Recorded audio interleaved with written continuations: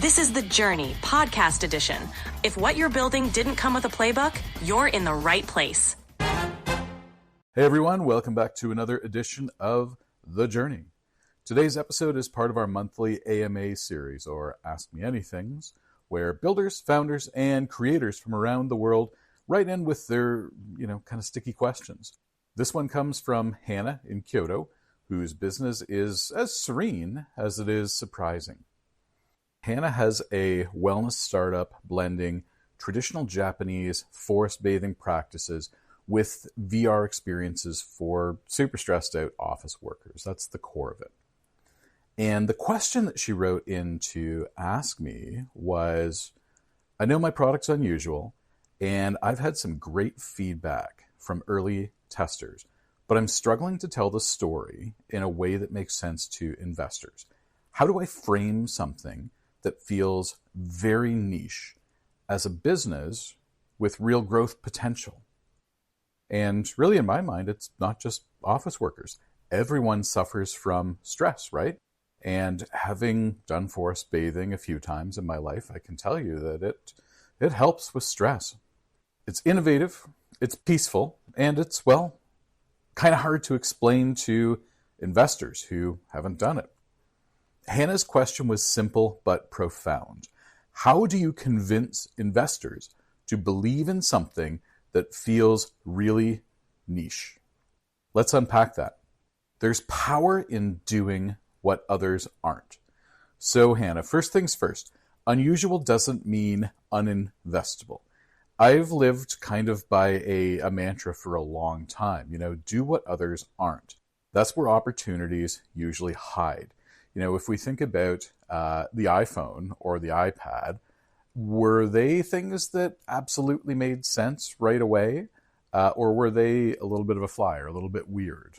They were a little bit weird. I can tell you, having been alive at the time, a lot of people said, iPad? No, nobody's going to care. Untrue. Didn't work out that way.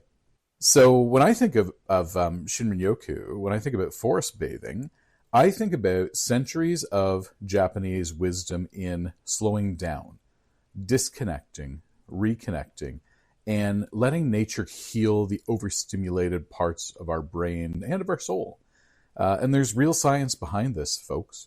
There's a growing body of peer-reviewed research showing that these kind of practices can help lower cortisol levels, reduce stress, and improve concentration and mindfulness over both the short and the long term.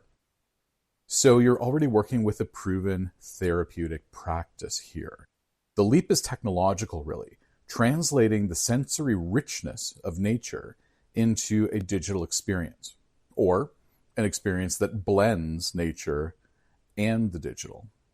That's kind of a tough storytelling challenge, but it's also a really exciting one. So how do you define your vision?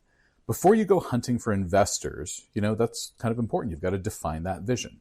What do you actually see this venture becoming? Is it a mass-produced tech product, a VR headset, subscription app, and it's on every big box store shelf everywhere on the planet?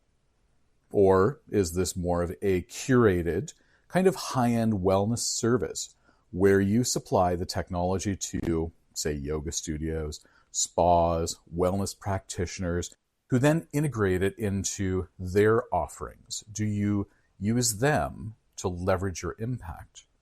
Or is this a franchise model? Physical and virtual sanctuaries in urban centers, cities worldwide, offering guided digital serenity experiences.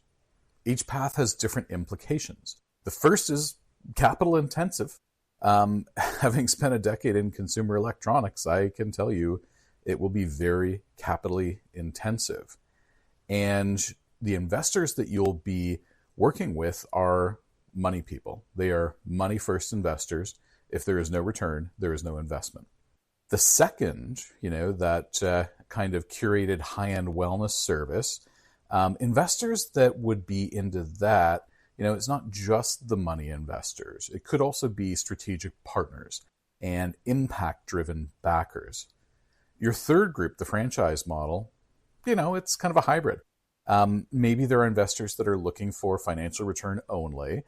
Maybe there are strategic investors that kind of care more about your story and your execution. The point of this is that it's really important to have a sense of where you want to go before choosing who to pitch to, because it's not as cut and dry as saying, I need money. Will you give me money? You have to think a little bit more about it. Not all investors are kind of created equal. They're not really the same. Broadly, I find that there are really only three different types of investors. There are the money investors, that's their primary motivation. Venture capitalists, private equity, commercial banks, non-bank lenders that are really kind of looking to make a return. That's kind of one camp. Another camp is investors who believe in the mission or the impact, and the strategic fit, synergy. Corporate buzzwords of the 2000s. Synergy was right in there, but it is actually a real word. Synergy. So, you've got corporations, sometimes NGOs, other acquirers that might see strategic potential in what you have to offer. They can be investors that are involved in this kind of like impact investing kind of angle or world. And then another camp of investors, really kind of the third camp of investors, is people who believe in you, angel investors, friends and family, people who are betting on you and your ability and capabilities, not just the idea behind it. You'll want to align your pitch with the mindset of the investor that you're going to approach. For example, a VC might want to see a clear path to 10x returns over a decade. A corporate backer, they might care a little bit more about how your technology complements their own existing portfolio in the companies that they own or the company that they operate. And an angel investor might just believe in your ability to make it happen. So they'll want to know about motivation. Why does this drive you? What do you think you can do with it? Let's talk a little bit about valuation, ownership, equity, and kind of timing. Bit of a cautionary tale, especially if you're thinking about just the cut and dry, go get some money thing for investors that are all about the money.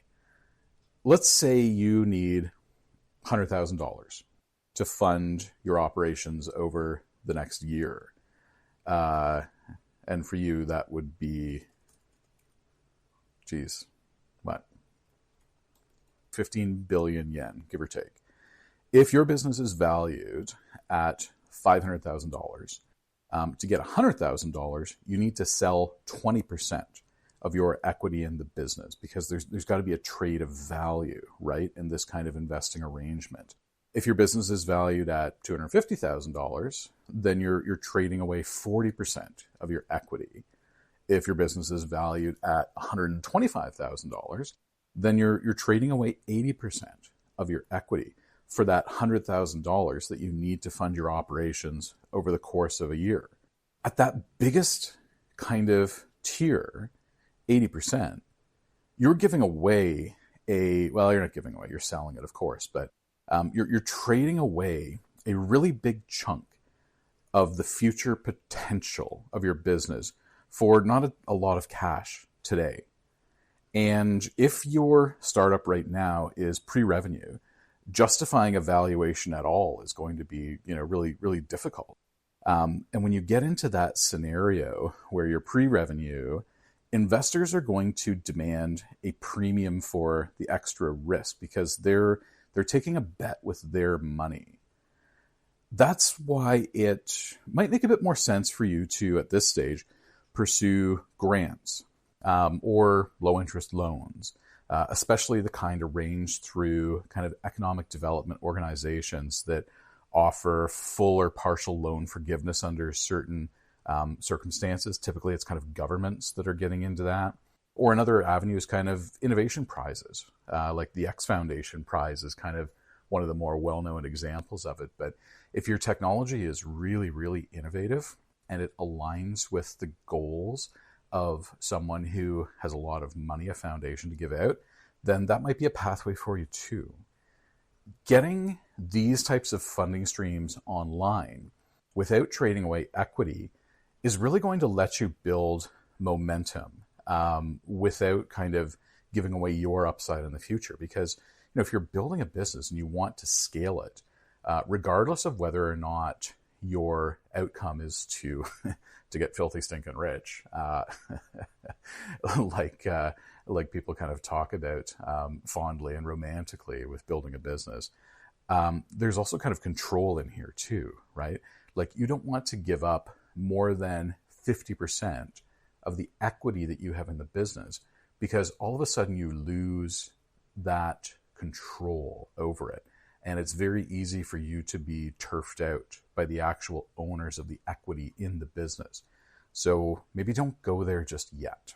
No matter what funding route you take, excitement and credibility they're key. Investors are human. They respond to stories, to traction, and to proof, like the rest of us. Bring the receipts, right? So build a great demo. Show real customer interest. Collect letters of intent, testimonials, video footage of someone trying your product and smiling afterward and talking about their experience, what it's done for them. If you can showcase transformation through a potential customer who looks like other customers, that can generate a lot of interest from an investment standpoint.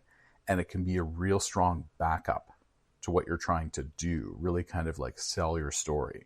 So maybe start by going to exhibit at a wellness or a tech trade show of some sort, and kind of collect those experiences, get that feedback, collect those stories, start to craft that narrative.